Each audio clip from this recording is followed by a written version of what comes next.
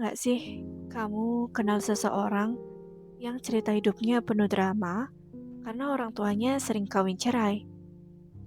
Atau mungkin kamu sendiri mengalaminya?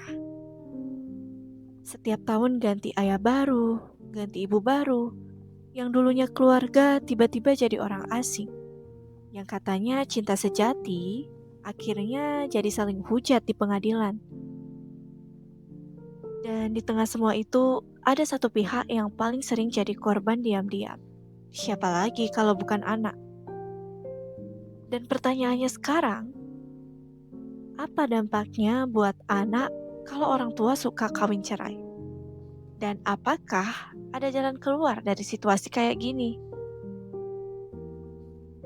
Dengarkan video ini sampai habis dan temukan jawabannya. Pertama-tama kita perlu samakan dulu persepsi tentang apa itu kawin cerai. Kawin cerai bukan sekedar perceraian biasa, tapi pola hubungan yang berulang.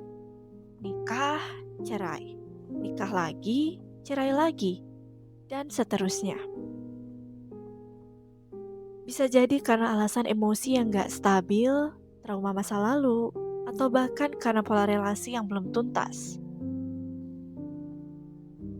Sayangnya, di beberapa kasus, anak-anak ikut terseret dalam pusaran hubungan orang tuanya yang naik turun kayak roller coaster.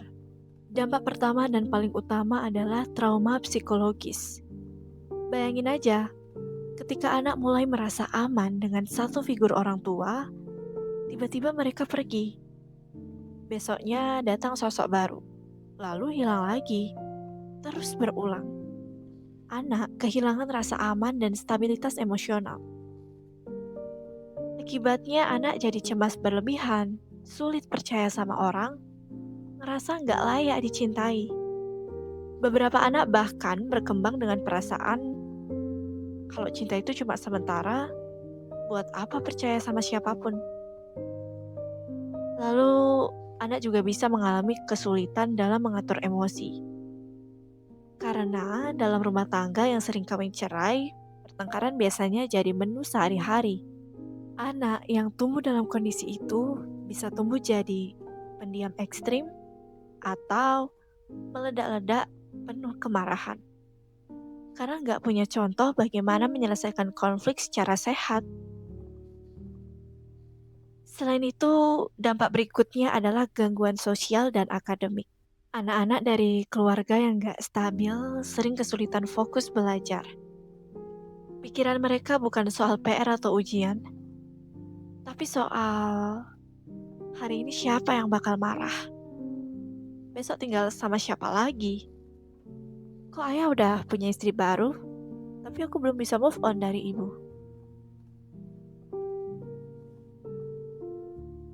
Gak jarang, mereka juga jadi menarik diri dari pertemanan, malu cerita tentang keluarganya, atau takut dikira aneh.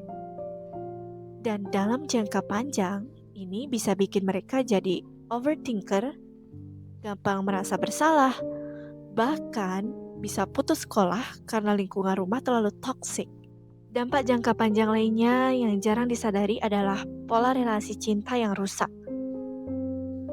Anak-anak yang tumbuh dengan pola kawin cerai bisa kehilangan gambaran tentang apa itu cinta yang sehat.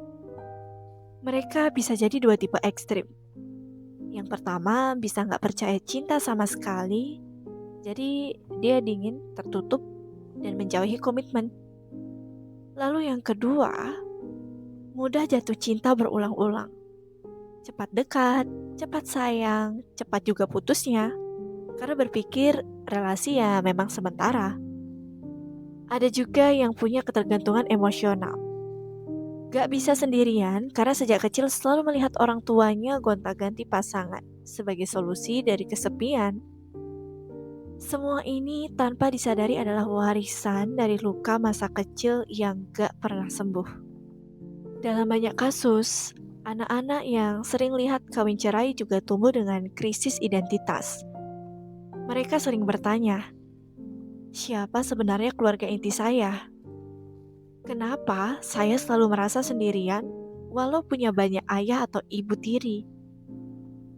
Kalau cinta itu selalu gagal, apa saya juga akan gagal suatu hari nanti? Anak bisa kehilangan arah, merasa hidupnya ditentukan oleh keputusan orang dewasa yang bahkan tidak konsisten pada pilihannya sendiri. Beberapa bahkan mulai mempertanyakan eksistensi Tuhan, makna hidup, dan tujuan mereka ada di dunia ini. Karena yang mereka tahu, hidup adalah siklus kehilangan. Tapi penting juga untuk diingat, orang tua yang sering kawin cerai juga manusia. Mereka pun kemungkinan adalah korban dari luka masa kecil yang belum selesai. Mereka mungkin gak pernah lihat contoh pernikahan sehat, mengalami kekerasan dari pasangan, atau punya trauma masa lalu yang belum sembuh. Tapi sayangnya, tanpa disadari, luka mereka diturunkan ke anak-anaknya. Bukan lewat kata-kata, tapi lewat pola dan pengalaman hidup. Dan buat kamu yang pernah atau sedang mengalami ini semua, ingat satu hal. Kamu bukan hasil dari keputusan orang tuamu. Kamu bisa pilih pola baru, sembuhkan inner childmu, bangun hubungan yang lebih sehat dari generasi sebelumnya. Caranya gimana? Yang pertama, kamu bisa datang ke konselor atau psikolog untuk memproses luka-luka yang ada. Lalu belajar tentang emotional intelligence. Baca buku-buku tentang relasi sehat dan self-healing. Bangun support system dari teman atau komunitas yang sehat. And last but not least, maafkan tapi bukan untuk melupakan, melainkan untuk melepaskan. Aku ada satu cerita yang bisa aku share ke kalian dari anak yang orang tuanya sudah menikah dan bercerai 4 kali dengan pasangan yang berbeda. Katanya, aku masih ingat umur 6 tahun, waktu ayah ninggalin rumah. Ibu bilang ayah selingkuh, tapi waktu aku tanya ayah, dia bilang ibu yang kasar. Umur 8 ibu nikah lagi. Aku harus manggil laki-laki baru itu ayah, tapi dia juga pergi setelah 2 tahun.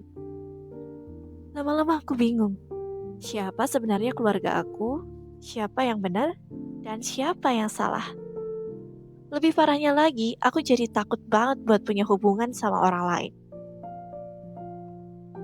Cerita ini bukan satu-satunya. Di luar sana, ada ribuan anak yang mengalami hal serupa. Dan ini bukan cuma kisah sedih, ini adalah dampak sistemik yang bisa terbawa seumur hidup, bahkan sampai anak itu punya anak lagi. Dan menurut psikolog klinis anak dan remaja, Dr. Ratih Ibrahim MM, anak yang hidup dalam pola kawin cerai berulang bisa mengalami apa yang disebut attachment disorder atau gangguan keterikatan. Ini adalah kondisi di mana anak sulit membangun kedekatan emosional yang sehat dengan orang lain. Karena sejak kecil, setiap kedekatan yang mereka rasakan berakhir dengan kehilangan. Dalam jangka panjang, hal ini bisa berdampak pada kesulitan menjalin relasi romantis, takut akan perpisahan, overkompensasi, jadi terlalu bergantung pada pasangan, atau justru jadi terlalu mandiri dan dingin. Masalahnya bukan hanya karena orang tua bercerai, tapi karena pola tidak konsisten yang terus berulang tanpa penjelasan yang cukup dan tanpa ruang anak untuk memproses emosinya. Pertanyaannya sekarang adalah, apakah siklus kawin cerai ini bisa dihentikan?